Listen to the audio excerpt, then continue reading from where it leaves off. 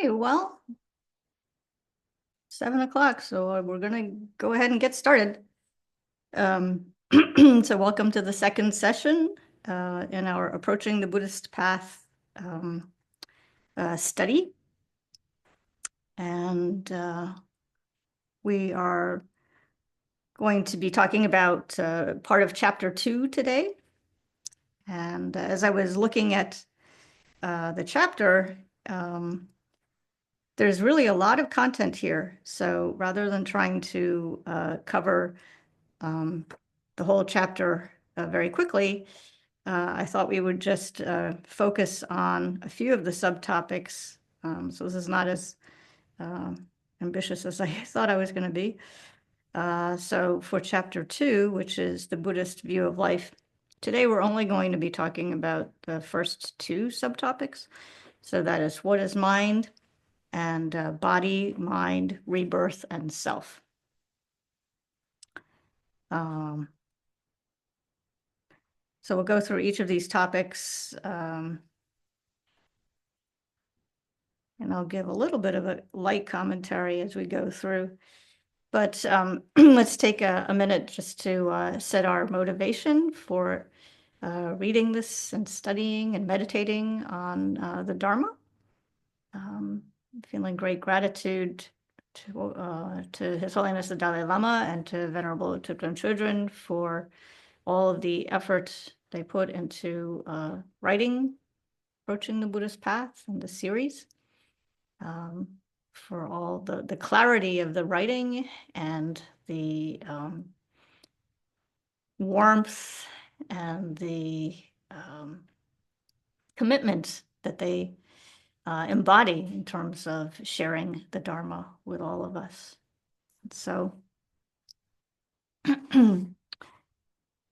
let's put these teachings into practice in our daily lives, making our precious human rebirth all the more meaningful as we now have the guidance for knowing what the correct and most helpful perspective is on the human rebirth, so that we can be of greatest benefit to ourselves and to others.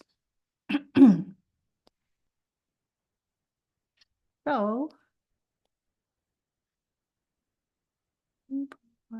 pin. There, now you can see the background. Don't look at me, just look at the background.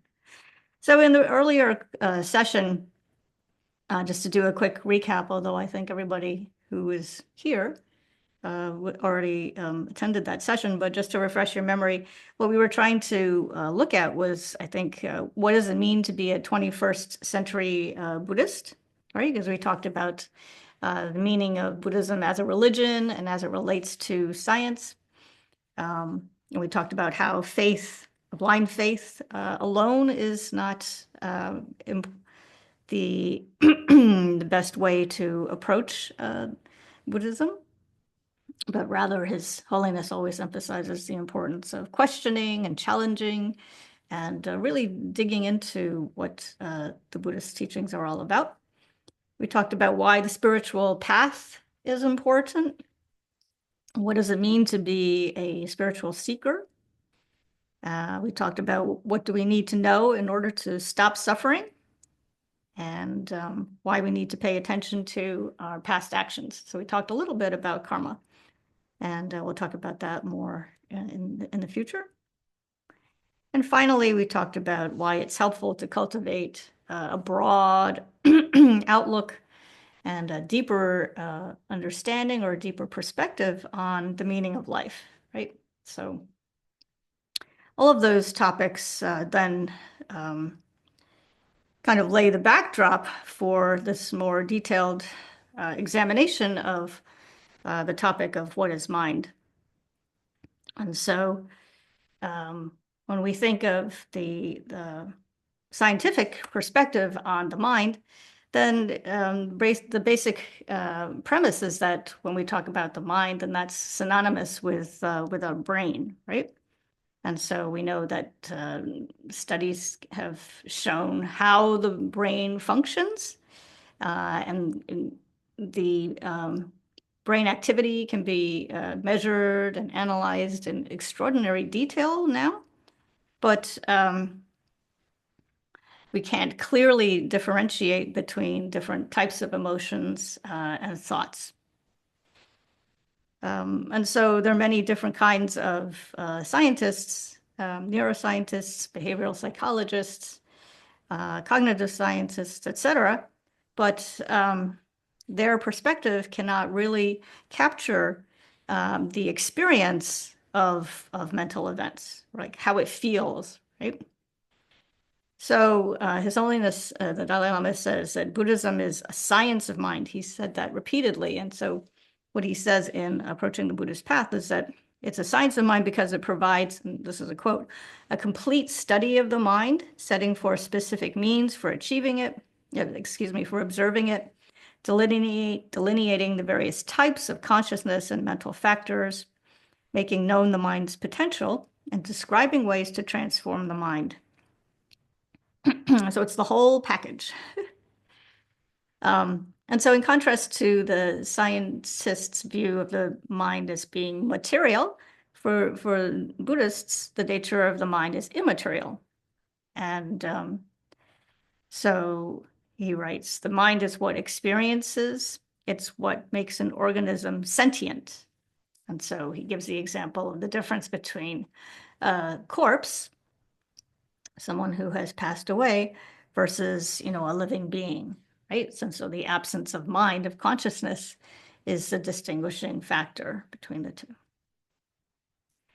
So let's take a little bit of a look at some of the qualities of the mind. And so I actually have some slides here. So I'll try to do let me see, I can do this. Captions, whiteboard. It's not really going to be that room. Live stream. Where did the share thing go? Oh, right here, share. Nice and green. Here we go. Look at this. Qualities of mind. Was that the first slide? I guess so. And so the qualities of mind can be divided into clarity and cognizance, also translated as being clear and knowing, and being impermanent. So those are the major qualities of mind. And then let's look at these briefly. And so they write, in the Buddha Dharma, the mind is defined as clarity and cognizance. Clarity indicates that unlike the body, the mind is not material. Clarity also indicates that when the mind meets with certain conditions, it's able to reflect objects like a clear mirror. Due to its quality of cognizance, it can engage with or cognize that object.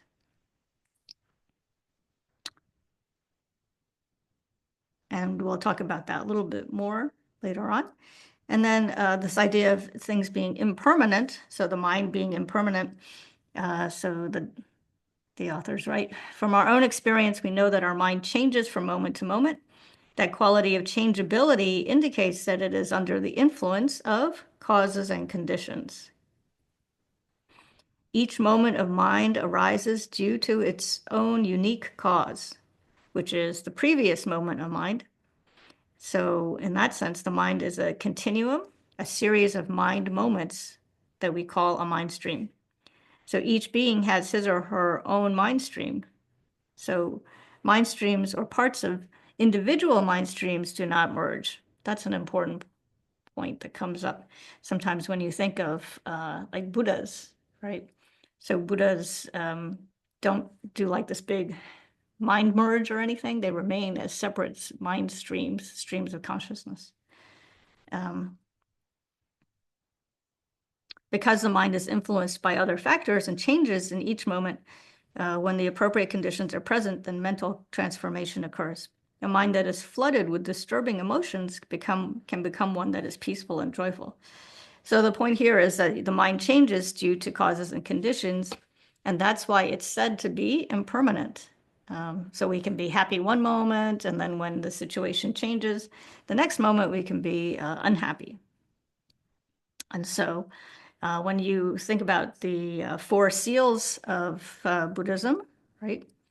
Then the four seals are, and the first one is, all affected or conditioned phenomena are non-static, meaning impermanent. So there you go. All compounded phenomena are impermanent. The second is that all tainted phenomena, everything associated with confusion or ignorance, are problematic, and they're all in the nature of suffering.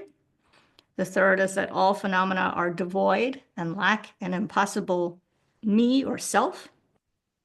And the last is that nirvana, a release from all problems, is a state of stillness or peace, right? So those are the four seals. I think that given the people who are here on the Zoom call, then this is just a review for you. So I'm just going to go a little bit quickly. So that was taken from Study Buddhism, Dr. Alexander Berzin's, those are his words. So let's just take a little bit of a closer look here when we look at, so there's,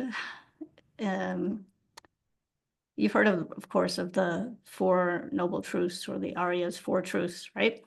And so each of these Four Noble Truths has four aspects. So there's 16 aspects in total of the Four Noble Truths.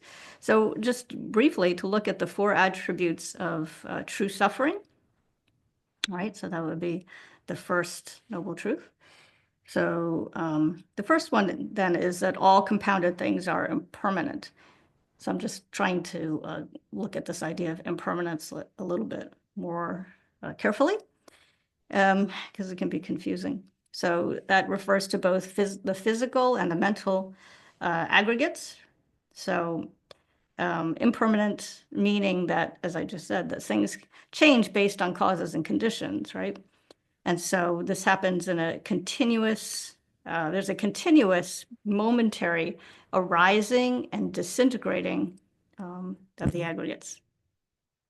And so there are two types of impermanence. So there's coarse impermanence, which is detected by the sense faculties.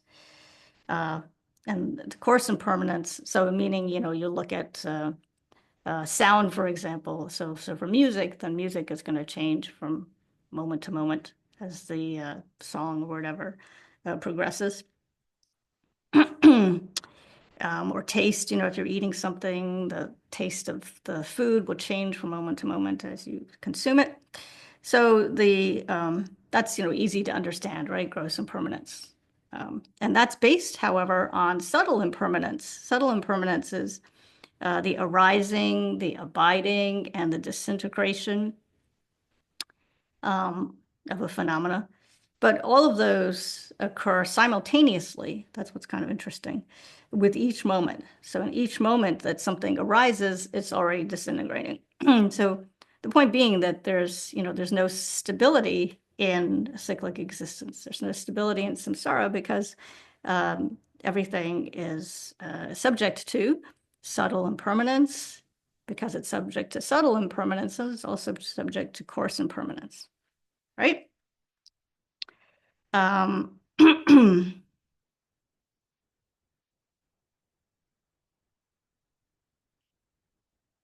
so then the other three attributes of true suffering, the second is that all emotions are painful. So the aggregates are unsatisfactory by nature because they're under the control of afflictions and karma. And then the third is all phenomena are empty because they lack a permanent, unitary, and independent self. And the fourth seal, actually the fourth seal is that nirvana is beyond extremes.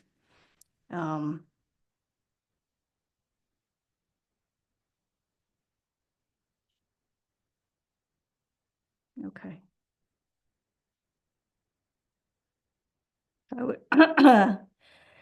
So then the other aspect of the qualities of the mind is that the mind has two natures. So it has,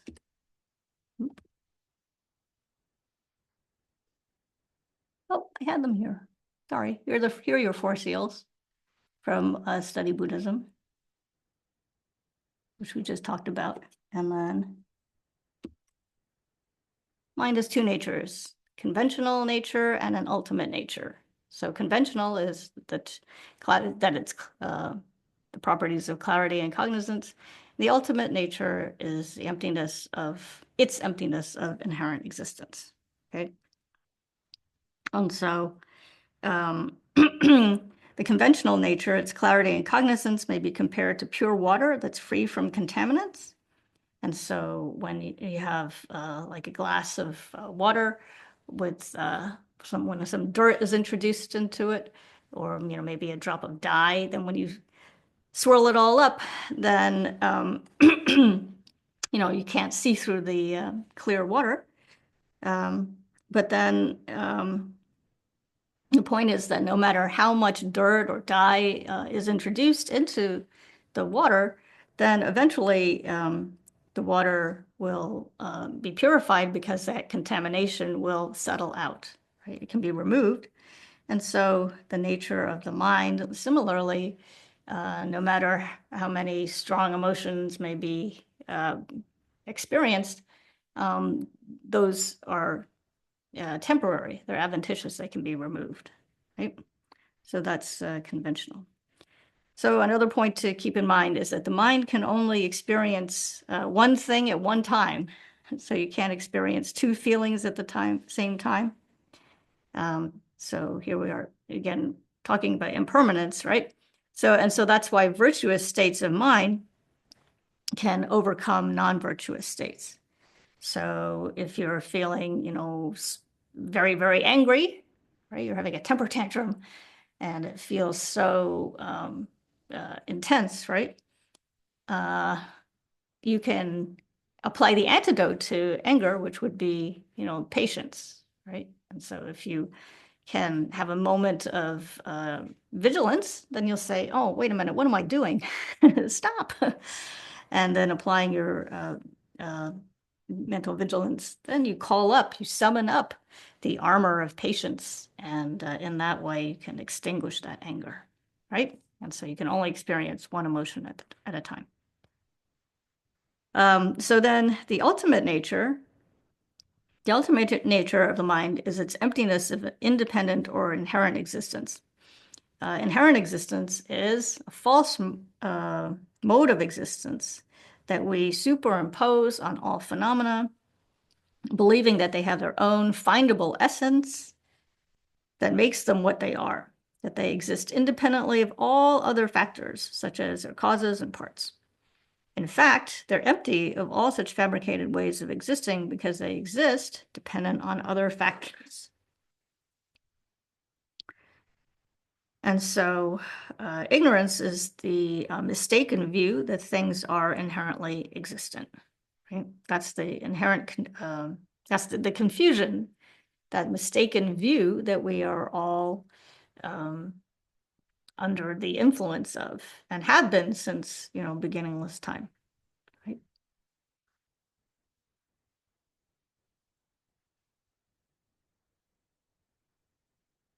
And so as we start to explore this topic of emptiness and the emptiness of all phenomena, the emptiness of the self, the emptiness of all conditioned things, and then when we think of this with respect to understanding the mind, understanding ourselves, then one thing that is helpful, I think, is to think that both the subject, from the subjective side,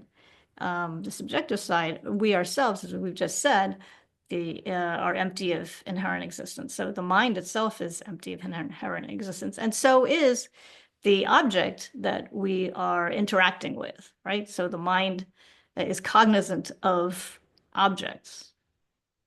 And so we can think that, these external phenomena also are empty of inherent existence. So both sides, right? Both sides are empty of inherent existence. Okay. So the following quote supports that idea or illustrates this point that, the mind itself does not inherently exist. So the Dalai Lama writes, within the clarity and cognizance, there's nothing that we can pinpoint that is inherently the mind. If we were able to find a real mind, then the mind would inherently exist within its own independent essence. However, when we search to find the mind, we don't find the mind in the mind, we don't find an inherently existent mind. Okay? So the conventional objects, such as the mind, lack inherent existence. So that was actually the third of the four seals. And so the point that needs to be made and needs to be clearly understood, though, is this idea of how, even though things lack inherent existence, that does not mean that they don't exist at all. Right? So you hear that over and over again. So since the mind is devoid of mind, we might think that the mind does not exist at all, but that's not the case. Right? The very words, the mind, in quotes, indicates that the mind does exist, and it is the basis of our analysis. There is a conventionally existent basis that we're talking about, right? We all have, minds. It's not the point is not that there is no mind. The point is that there is no mind that has the property or the attribute of being inherently existent, right? So conventional objects do exist, however, they don't exist inherently in the way we think they do.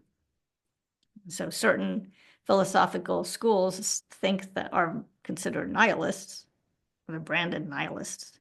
Nihilists are those who think nothing exists.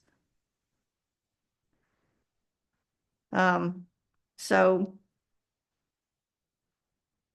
we talked previously about the three poisons, right? The three poisons that illustrate, our way of being, our way of thinking. And so we are under the influence of these three poisons. We're controlled by our ignorance, our anger, and our attachment. Those are the big three. And so the Dalai Lama then, His Holiness, explains ignorance, right? So he defines ignorance as being a mental factor that grasps phenomena as inherently existent. So thinking that things have their own independent essence. And so what is the relationship between ignorance and the afflictions? So this is an important point also. It's the source of all the other disturbing emotions, such as anger, craving, jealousy, and conceit. And then the fact that the mind, as well as other phenomena, do not inherently exist, means that the ignorance that grasps the mind as inherently existent, what does it do? It contradicts reality, right? So if the mind did inherently exist, then ignorance would be a correct mind that sees reality. In that case, it could not be eliminated. So something that exists inherently, you have the sense that it's unchanging, it's permanent, right? It's always going to be there. But as we just were talking about, then all conditioned phenomena are impermanent, subject to change, right? And so since ignorance asserts things as being inherently existent and that contradicts reality, then ignorance can be overcome by, what is it overcome by? Wisdom, right? And so since ignorance perceives the opposite of reality, it can be eliminated by the wisdom that sees reality correctly. The wisdom that realizes the emptiness of inherent existence. So that's the good news, right? All we need is a little bit of wisdom and we can overcome our fundamental ignorance and be free of all of those negative emotions. And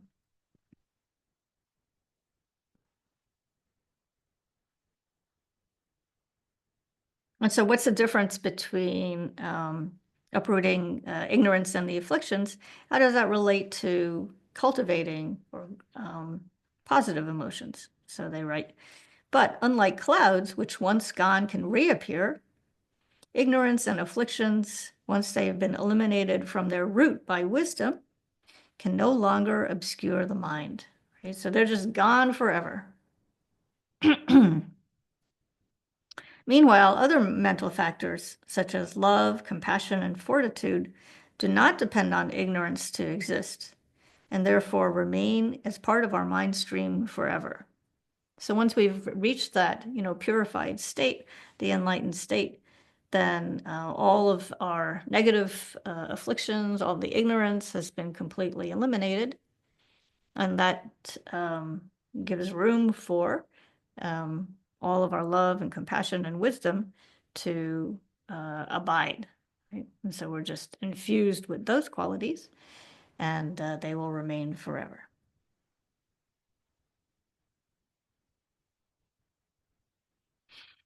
Any questions so far? And I'm reading the quotes quickly because I'm assuming you have read the text, and so I don't need to go really slowly. But if you have any questions or you want me to repeat something, please let me know. I have a question, Venerable Hi, Cynthia. Tendrol. Hi. Thank you for your teachings. Good. I just had these are just clarifications in my mind because I attended some advanced classes. So feel free to say, just email me. So is is everything that's conventional conditioned phenomena the way you define it? Because I'm getting confused with the clarity and cognizance if it's always there but obscured by our afflictions, if that's correctly said. Is clarity and cognizance The then qualities. conditioned phenomena? I'm just trying to clarify those terms when you say Oh, conditioned phenomena. Thanks. so clarity and cognizance are qualities that they are the conventional qualities of the mind, right? It So just can change, it can change. So I'm just thinking in a conventional, when we say conventional, is everything that we see conventional, oh, uh, other conditioned, not conditioned, not oh, necessarily, okay. not necessarily the mind, you mean? Like, so what's a conventional object? Is that the question? Just in the way we see objects as conventional, yeah.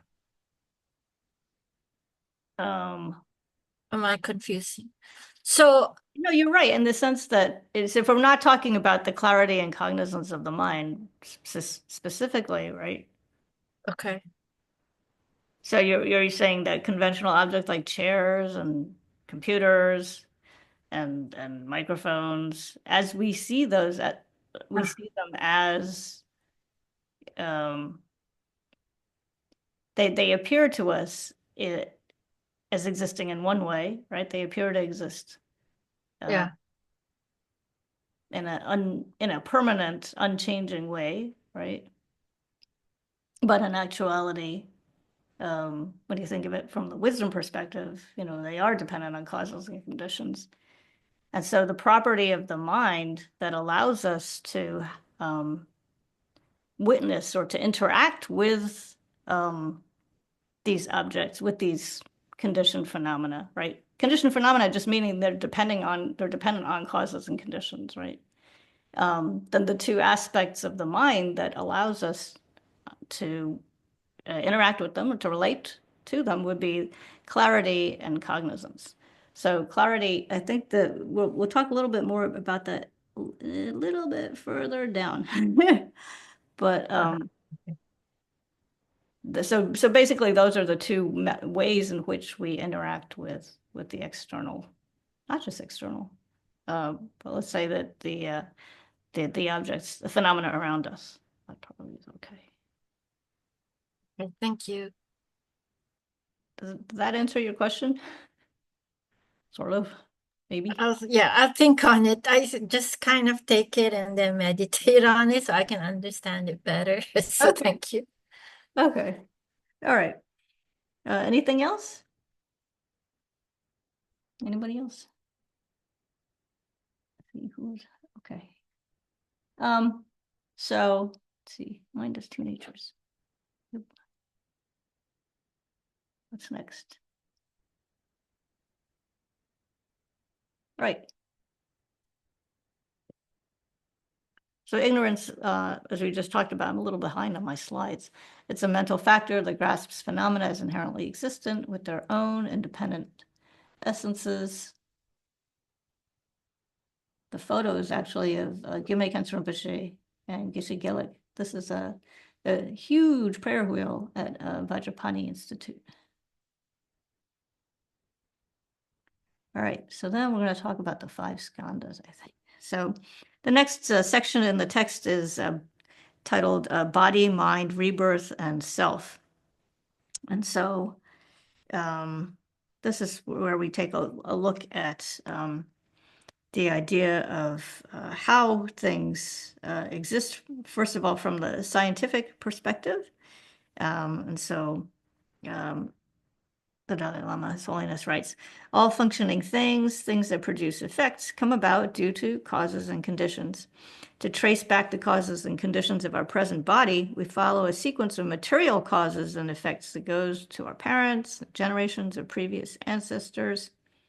And so this idea from a scientific perspective is that matter, M-A-T-T-E-R, was, present millions and billions and trillions of years ago, right? And so the cause of matter must also have been matter or energy that can transform into matter.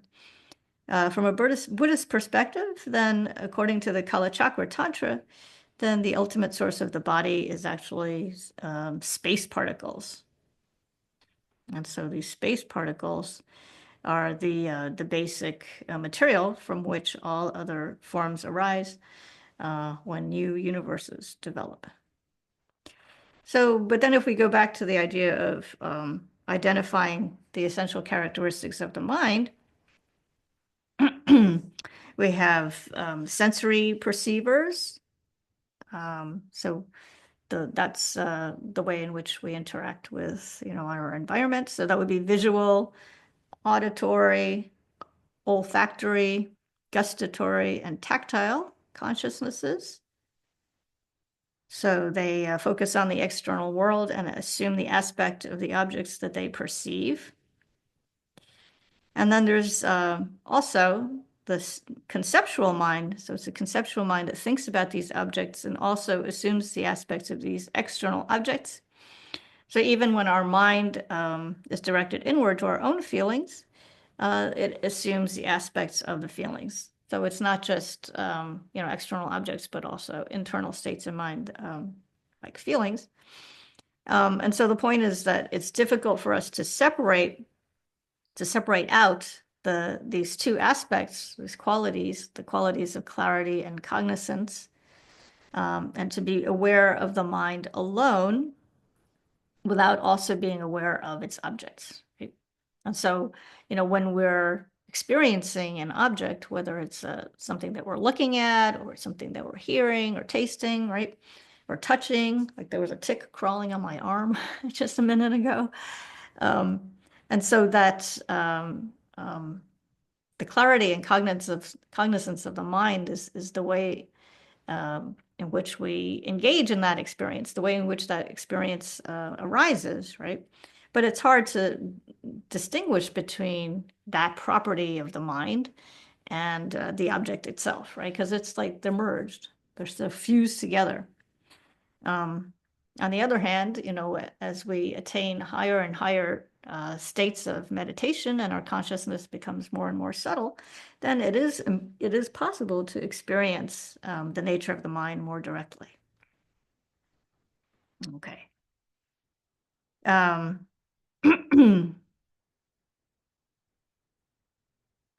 And so the mental consciousnesses that are associated with or sort of triggered by, sensory perceptions are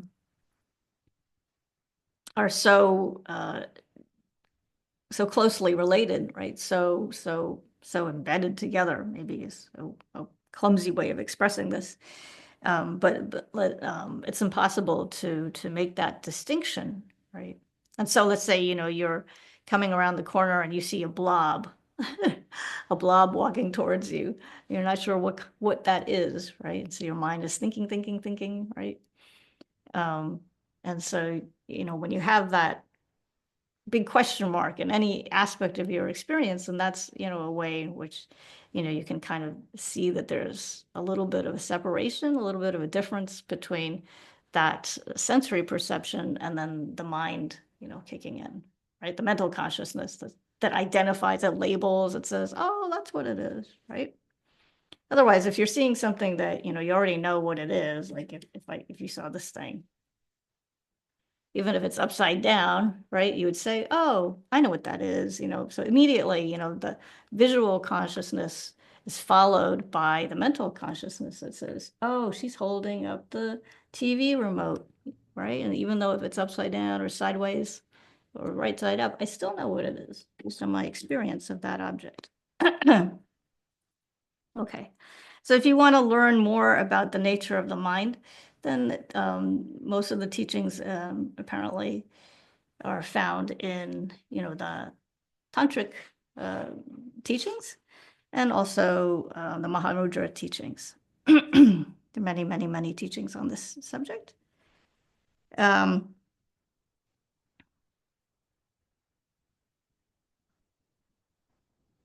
and so the next section just talks about how one moment of mind arises due to the previous moment of mind, which arises due to the moment of mind that precedes it.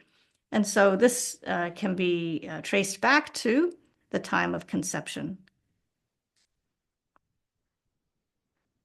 And so this is getting at this idea of rebirth. What takes rebirth is actually this very subtle continuum of moments of mind. And so the text talks a little bit about rebirth and what happens at the time of death, and then the idea again that the body and the mind separate. And so the coarse physical aggregates are left behind, but this very subtle wind, mind and wind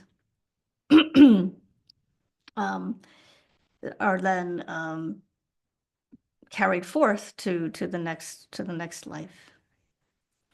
And so they're very extensive and fascinating teachings. I'm sure you have probably read some of them regarding the Bardo state, that intermediate state, and what's going on, the experience of the Bardo.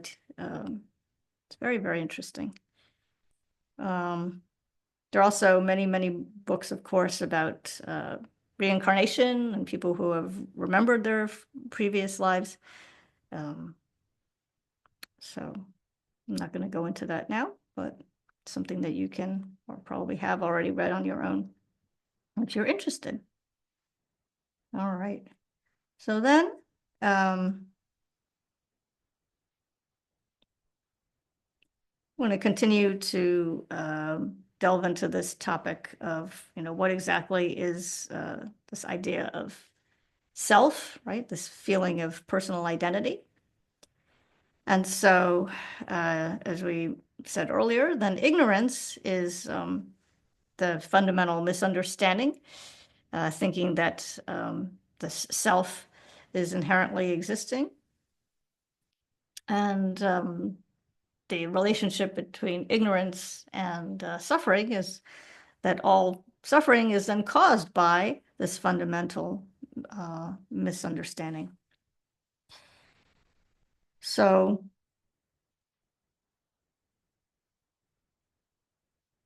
once our mind, yes, here we're talking again about this idea of rebirth, but then once the mind or mental mind stream conjoins with the fertilized egg, then a new life has begun. And so it's in dependence on that body and mind that we designate person or living being, I or self.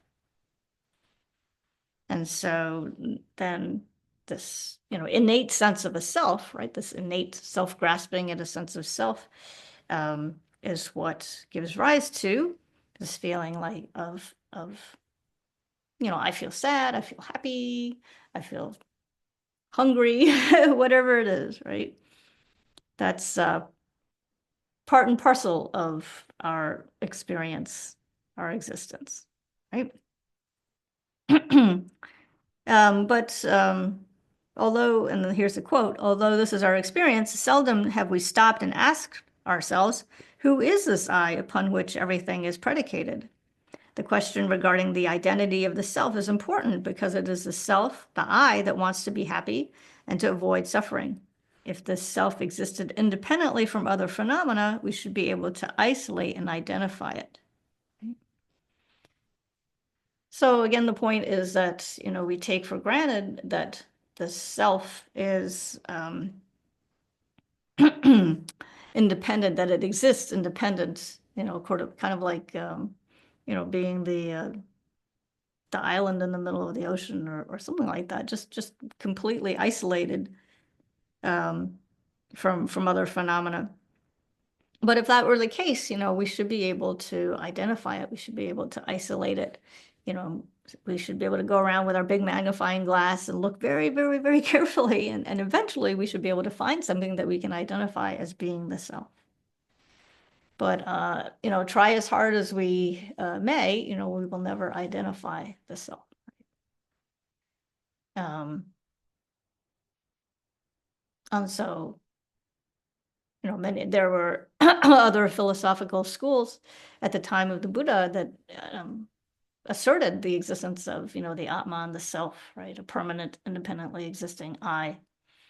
And then the Buddha, spent, I don't remember many years, 6 years of a very, very harsh ascetic practice, meditating under the, wandering around in the forest and then meditating under various trees. And, he was looking for this Atman, this independently existing I, right? The self. And after all that time, he said, guess what? That doesn't exist, right? There is no independently existing sense of self. There is no inherently existing I, right?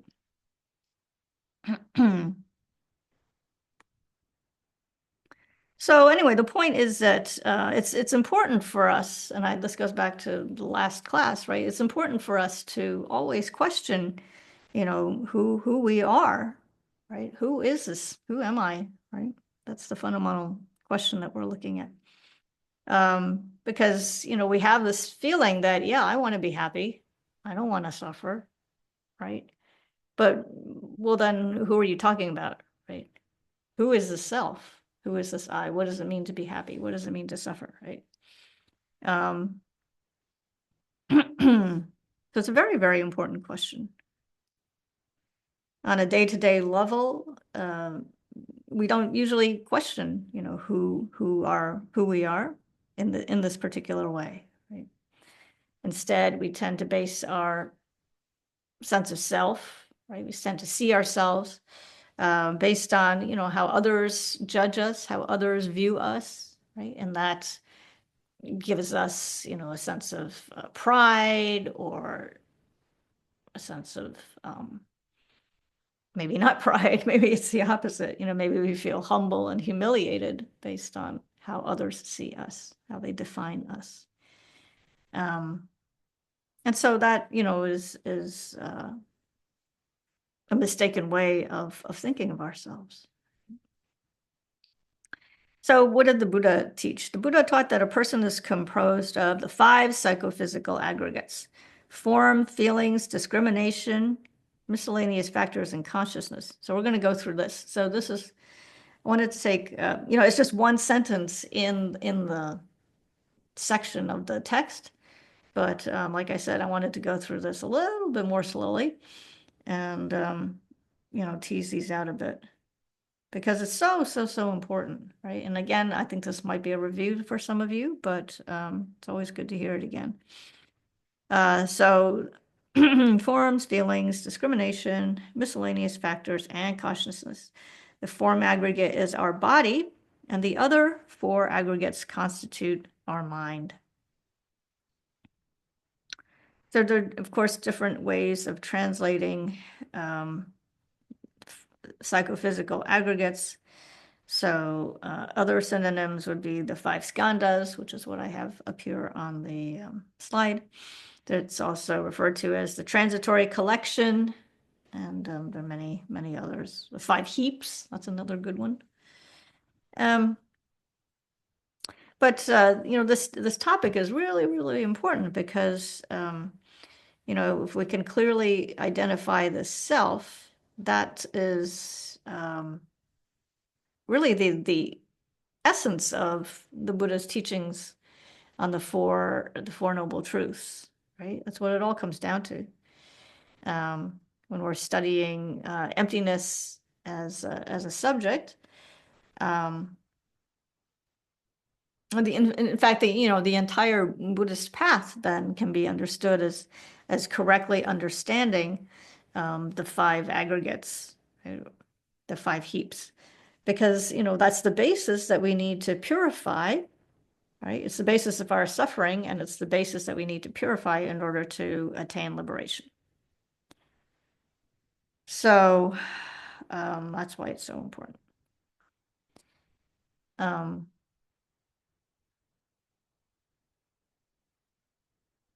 So actually, Art Engel, and I don't know if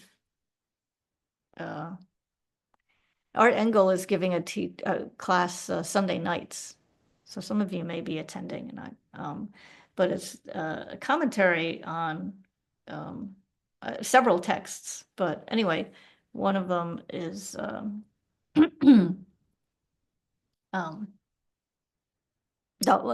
large part of it is an explanation of these aggregates, right? And so these excerpts, these definitions are taken from Art's book, Inner Science. Hang on. Okay. So starting with form. So what is derivative form? Let's see. Sorry. Hang on. What is feeling? What is here? Okay. So form is defined as being comprised of the four great elements. So that's the earth, the water, the fire, and the air constituents. And each of these have, an associated property. So with the earth, it's hardness. Water, I think, is motility. Fire is heat. And air is, I think, both. So what is derivative form, which you see this it's right here on the slide. So it's the eye faculty, the ear faculty, the nose faculty, the tongue faculty, the body faculty, and there are associated visible form, sound, smell, taste, portion of tangible objects, and non-informative form. That's a whole nother teaching. So that's form, right? That's all the aspects, faculties through which, or capabilities that allow us to, experience their related object, right? And then feeling, then, that's the second one. So the first is form, the second is feeling. So there are three types of feeling experiences. So pleasant, unpleasant, and neither pleasant nor unpleasant. So a pleasant experience is one that you desire to encounter again and again, over and over. An unpleasant experience is one that you want to have stop as soon as it starts. You want to get out of there, put an end to it. An experience that is neither pleasant nor unpleasant is one which you develop, neither of those. So you're just totally indifferent, totally neutral. Okay. So that's feeling. Then the next one is conception. Conception is the grasping at an object's sign, and its characteristic is that of forming conceptions or recognizing or naming. So that's more sort of the what would you say, the mental processing that occurs. as we, explore the environment, as we see and experience other objects. So in this definition, then an object. So the grasping of an object sign. What's an object? An object is a mental object.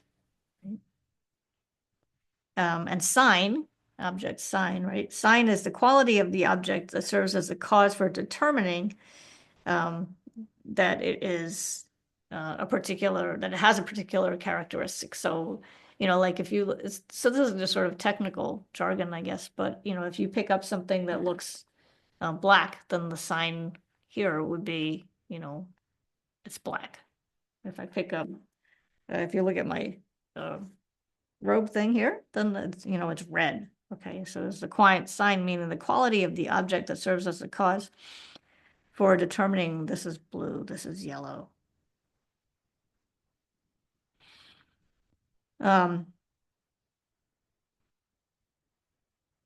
So to grasp a particular object sign then means to make the determination, come to the conclusion, okay, this is red, or this is black.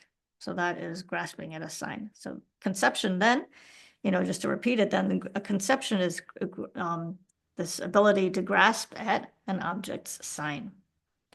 It's the characteristic of forming, some kind of thought about some object. Okay. So then the next one is formations.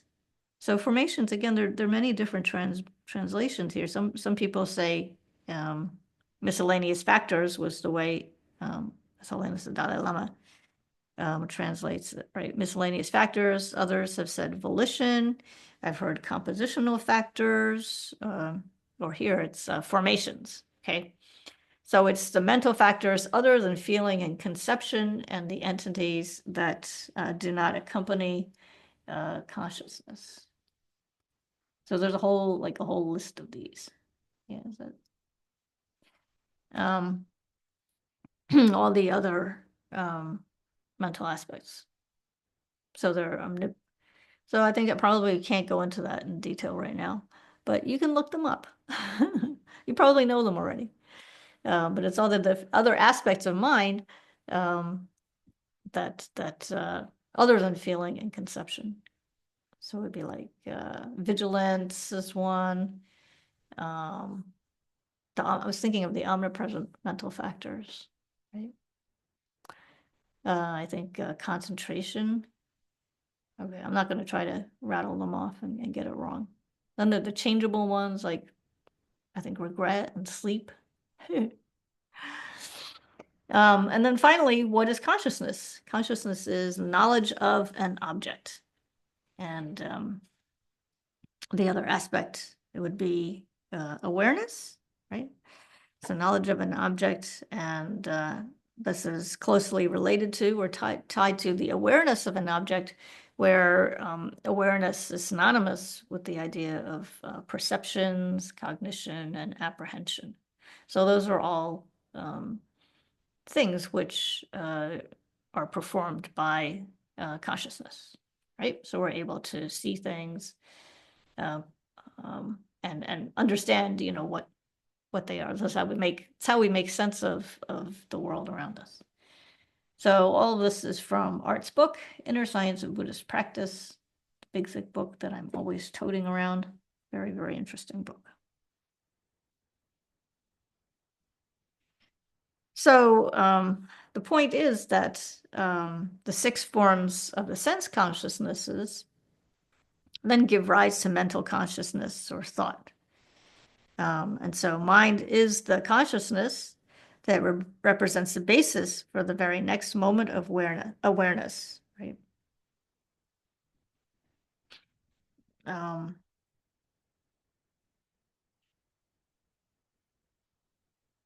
Any questions about this?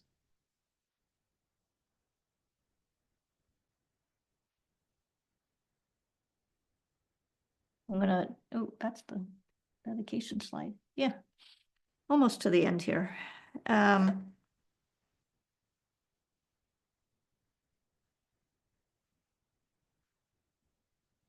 So having given a short presentation of what these aggregates, these five aggregates or five skandhas are all about, then again, the upshot here is that, if we search among the five aggregates, um, and it's worth, really thinking about this because this is the definition of the self, of who we are, right? We've got a form, we've got a boatload of feelings. We have an aspect of mind that is conception, right? So that's how we recognize, how we name, how we interact, with everything within and without us, inside and outside us, right? We're always, that's all the conceptual thought, conceptual processing. And then we have all these other formations, all these other aspects of mind operating, and then consciousness, right? So all of these different aspects, all of these different aggregates, as if you will, um, is what we, when we put them all together, right? That is the self. That is the I. So if we search among these five aggregates, each one of those, trying to look very, very carefully, can we pinpoint, a person who is totally separate from each of them? No, we cannot, right? So, can you think of a person that, does not have form, or a person that does not have uh, the ability to conceive of things, right? Um,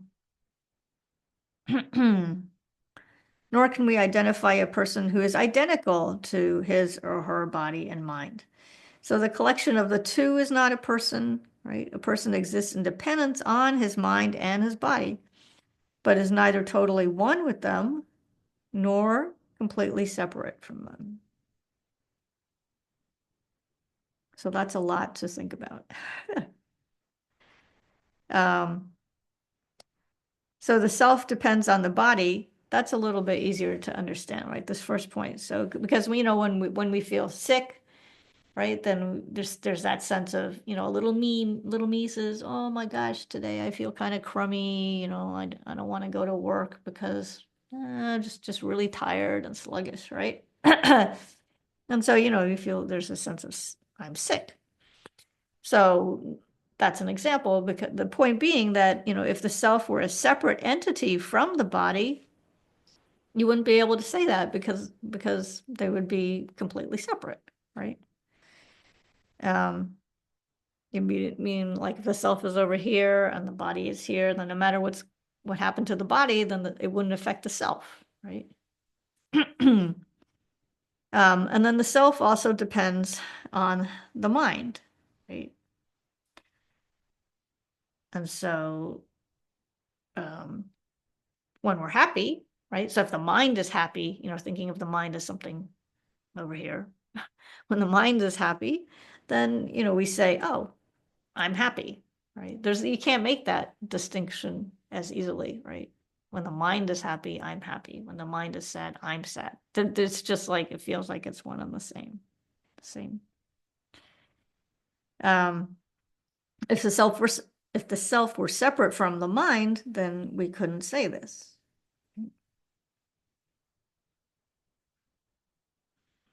So when the mind is happy, I'm happy.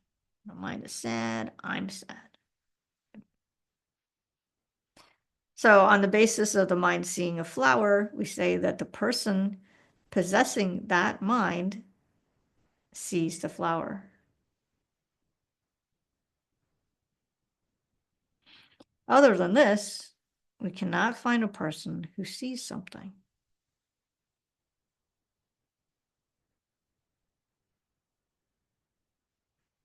That's interesting.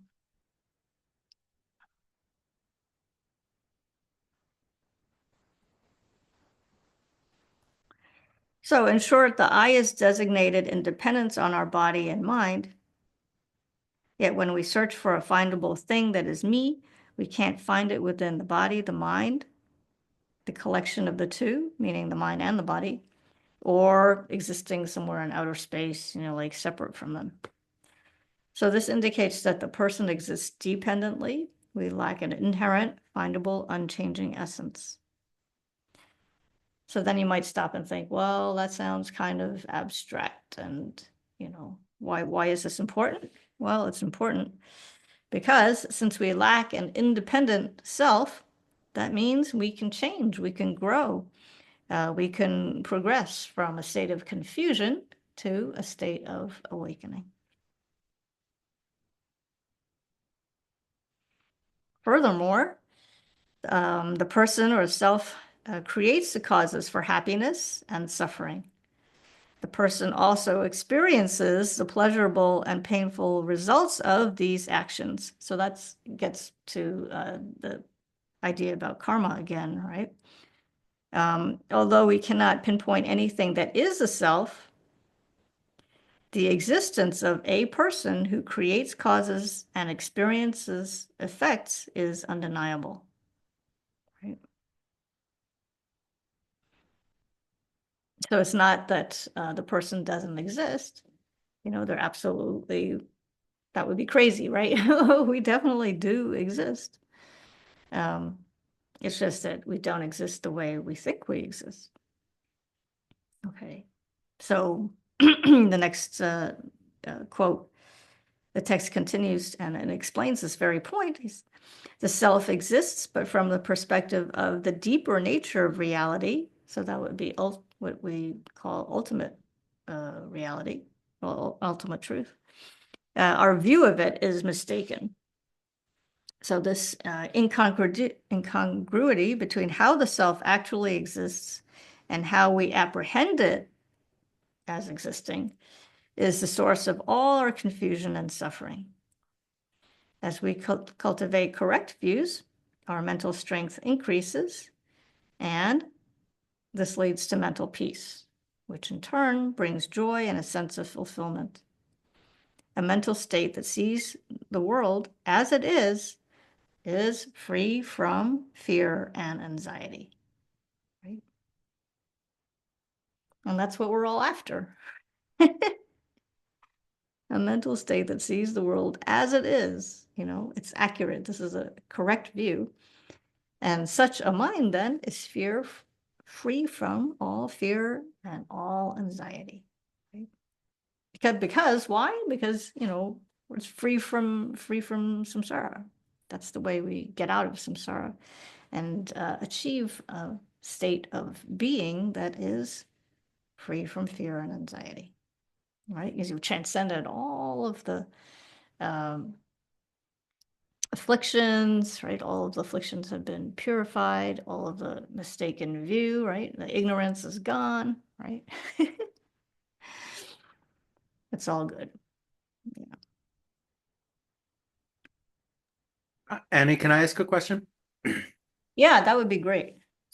Okay, so I think I've asked this before, but I still really have a hard time wrapping my head around that we can't find the I in the collection of the body and the mind.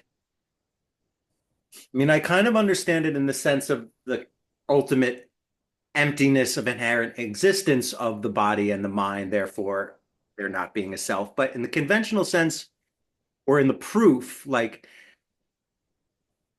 in the logical step-by-step dismantling of there is no I in the collection of the two. I still I don't I see that as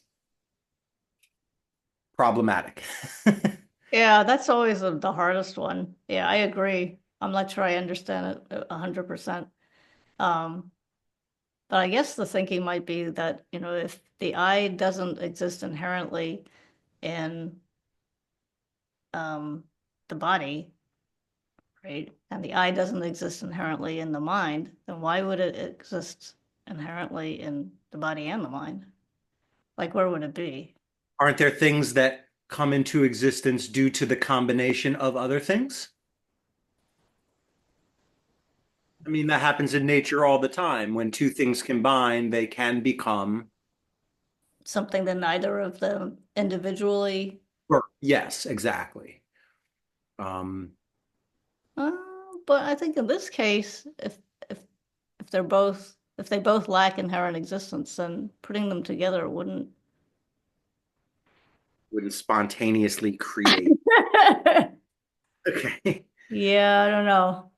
I get what you're saying, that if it doesn't exist in one and it doesn't exist in the other, how can it exist in both? But it seems to me like maybe it's just the conventional sense. The definition of a self is the combination of body and mind.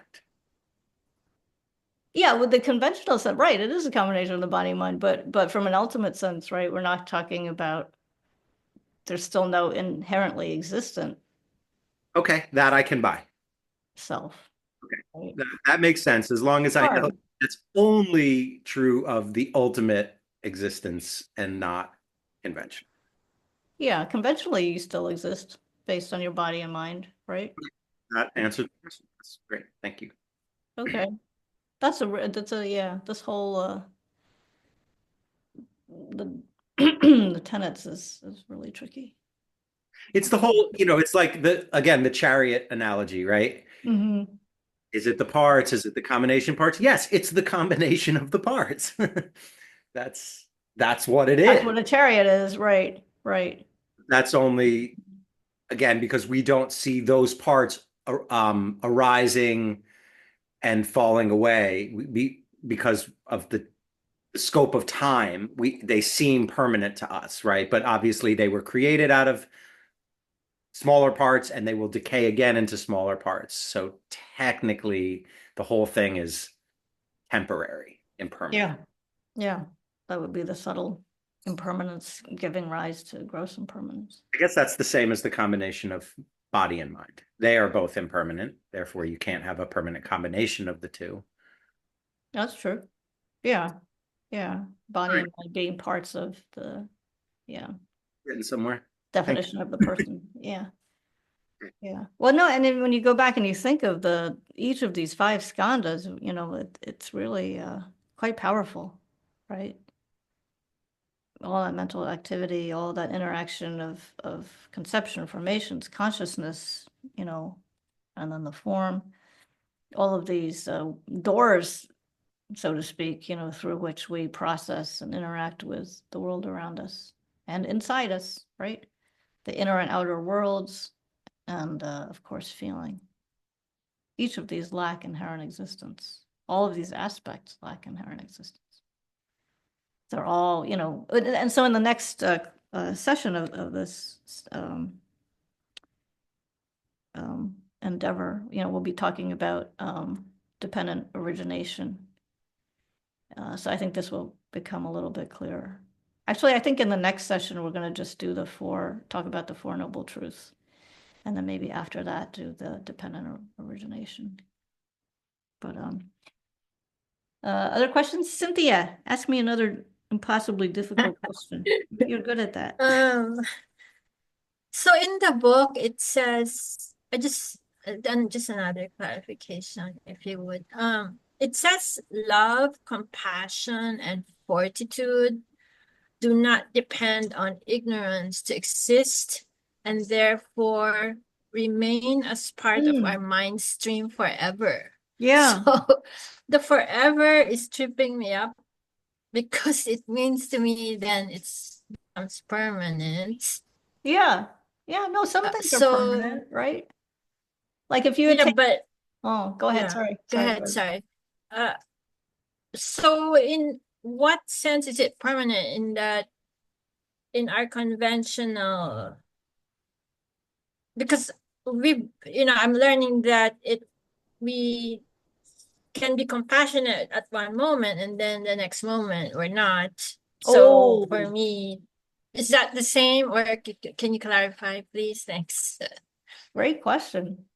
Yeah, so there are certain things that are permanent, right? So things that are not composite, right? We said that all compounded things or composite things that are based on, causes and conditions, um, are impermanent, right? But like a true cessation, right? When you think of the Four Noble Truths, a cessation, like the state of Buddhahood, right? Then that's permanent. Yeah.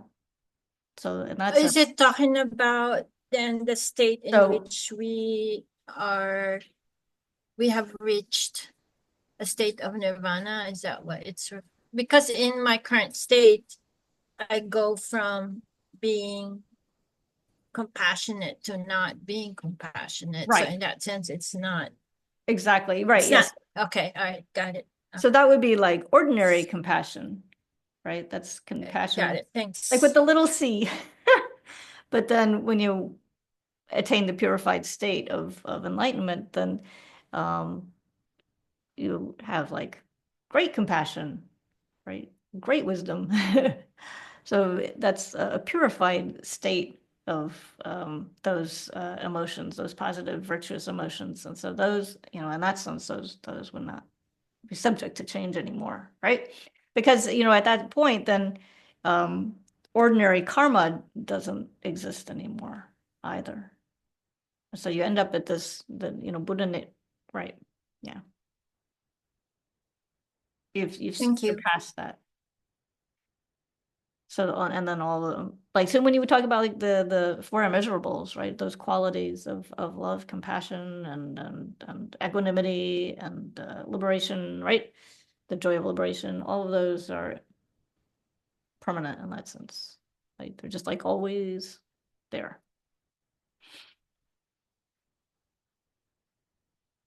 Anything else? I don't have anything else to say, so we're just gonna talk for a little while, do the dedication, and that's about it.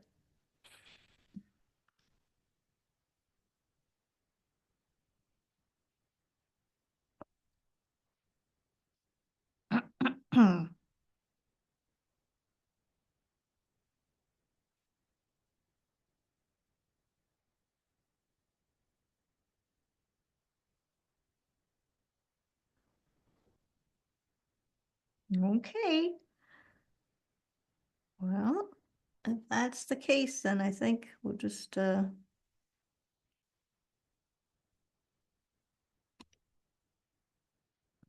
at this beautiful photo of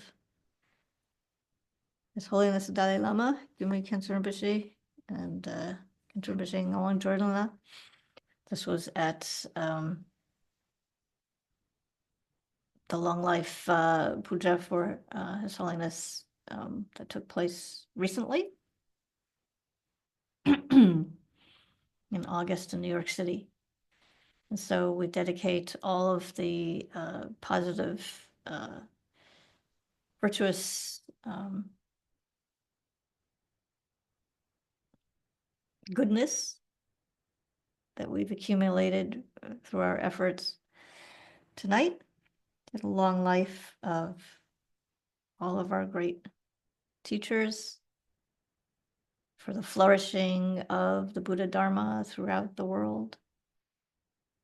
May we give rise to an understanding of the Buddha Dharma in a very profound and, let's say, tangible way. May it help us transform ourselves so that we're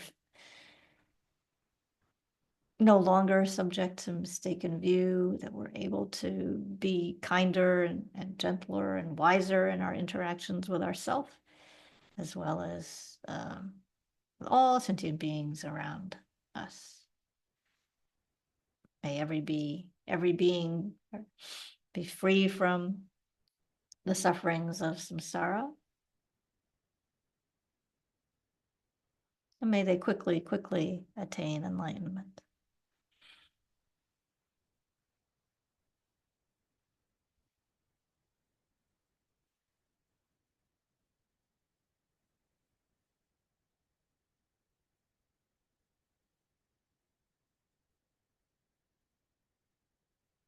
So that's Gyumi Khyentse Rinpoche at Vajrapani Institute.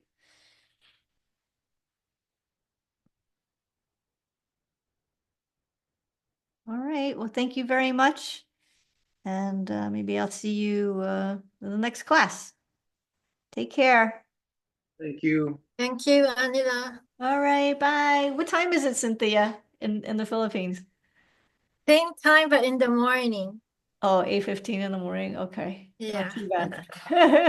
All right, you take care. Thank Bye. Good night.